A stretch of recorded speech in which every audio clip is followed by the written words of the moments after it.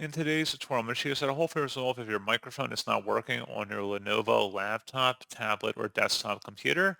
So this should hopefully be a pretty straightforward process, guys, on how to resolve it. And without further ado, let's go ahead and jump straight into it. So what I have to do is open up the search menu and type in settings.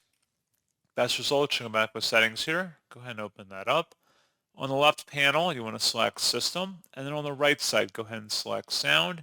Scrolling down underneath Input, make sure your microphone device is listed here. If not, you may have to go ahead and pair that new device, especially with the wireless or Bluetooth headset. And if you're having problems with your microphone, just select the microphone option, and then you can make sure the input volume is turned all the way up to the right here, so make sure that's turned up. And if for whatever reason the option up here says allow, you want to go ahead and select that. So right now it's turned on, but if it said allow instead, you would select that, meaning that you've turned it on and allowing that apps on your device to use that device. And that's pretty much it. So as always, thank you guys for watching this brief tutorial. I do hope that was able to help you out, and I do look forward to catching you all in the next tutorial. Goodbye.